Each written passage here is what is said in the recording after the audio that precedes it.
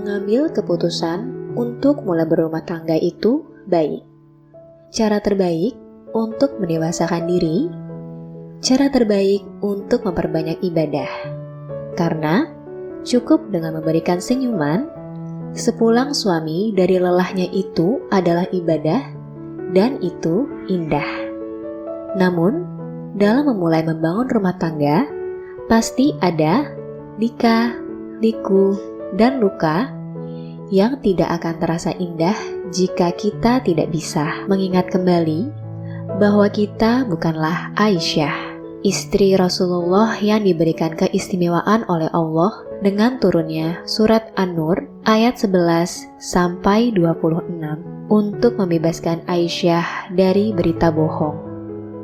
Berangkat dari ketidaksempurnaan inilah podcast Dita dimulai untuk pejuang rumah tangga. Assalamualaikum warahmatullahi wabarakatuh.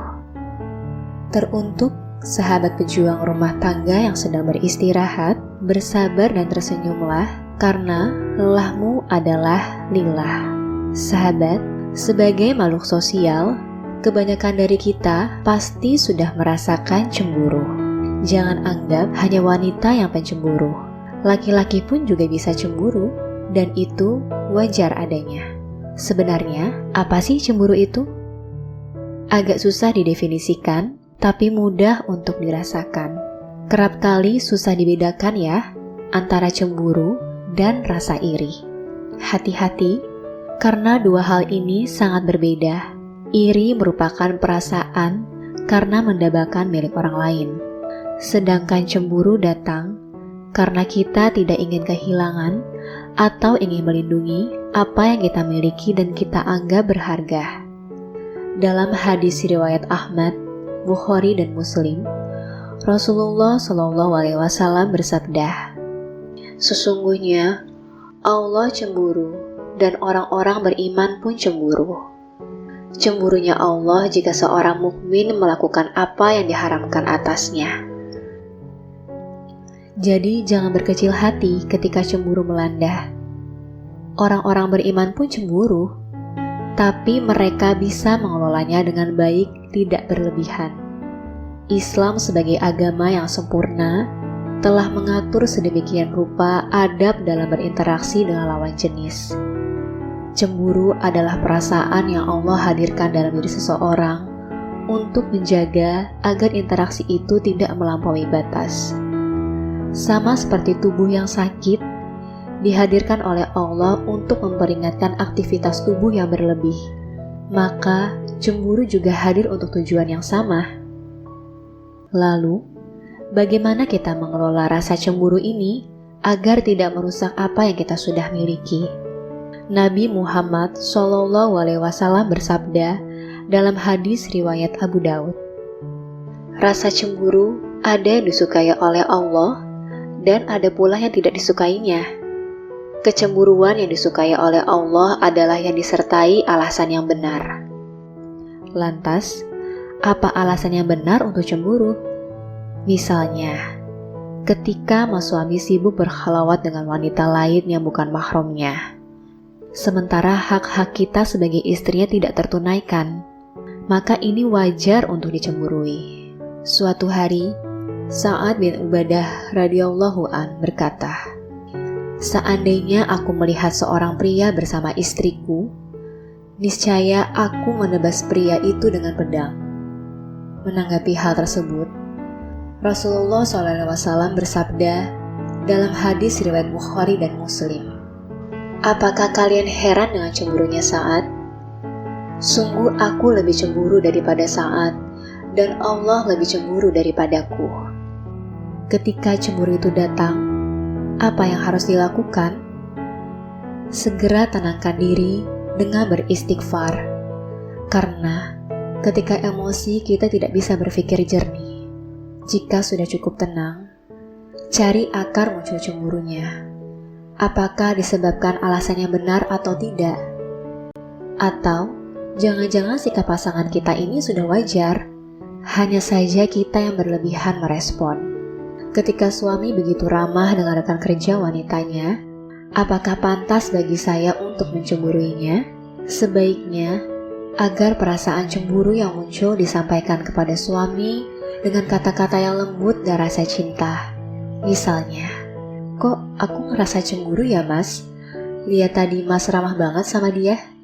Dengan terucapnya perasaan cemburu ini, diharapkan apa yang dilakukan suami tidak melampaui batas. Komunikasi seperti ini lebih baik daripada kita berasumsi sendiri untuk memendam sendiri. Kemudian, jika menghadapi pasangan yang sangat pencemburu, kita perlu berhati-hati. Hal pertama yang perlu dilakukan adalah menjalin kedekatan secara emosional. Bersikaplah jujur pada pasangan atas semua perkataan dan tindakan. Agar pasangan percaya pada kita, diskusikan kepada pasangan ketika sudah tenang dan berpikirlah jernih. Hindari berdiskusi dengan rasa emosi. Puji pasangan atas hal-hal yang telah dilakukan setiap hari. Memang, tidak bisa dipungkiri bahwa ada orang yang memiliki rasa cemburu yang berlebihan. Sedangkan segala sesuatu jika sudah berlebihan, pasti buruk akibatnya. Begitu juga cemburu yang berlebihan berpotensi merusak hubungan. Nah, cemburu yang berlebihan ini besar keterkaitannya dengan posesif, yaitu rasa memiliki yang terlalu kuat.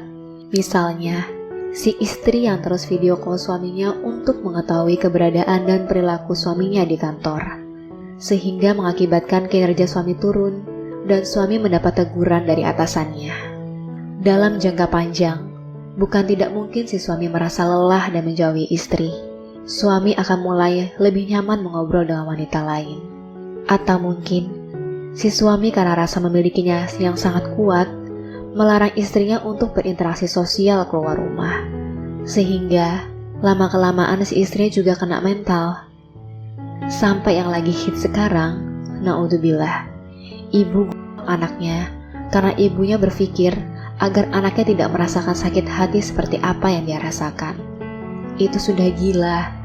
Hanya berawal dari rasa cemburu yang berlebihan, dapat mengundang hal-hal tertentu yang tidak kita inginkan. Oleh karena itu, jika memang harus cemburu, maka cemburulah dengan wajar dan memang didasarkan dengan alasan-alasan yang dibenarkan. Kemudian, berusahalah mengolah rasa cemburu dengan hal-hal yang positif. Jika teman-teman takut kehilangan suami, ya buat suami nyaman, berdandan yang cantik untuk suami, buatkan suami masakan yang dia sukai. Sebagian besar rasa cemburu muncul karena cemas dan tidak nyaman dengan dirinya sendiri. Dengan memuji pasangan, maka dapat membuatnya merasa nyaman dengan hubungan selama ini. Selain itu, jaga hubungan dengan orang yang dapat memicu kecemburuan pasangan. Hindari juga situasi yang dapat membuat pasangan cemburu. Dengan terus berusaha dan belajar menjadi pribadi yang lebih baik. Semoga kita dan keluarga tetap dalam lindungan Allah SWT. Terima kasih telah menyimak video ini sampai selesai. Untuk melihat materi lainnya, langsung lihat di channel ini ya. Wassalamualaikum warahmatullahi wabarakatuh.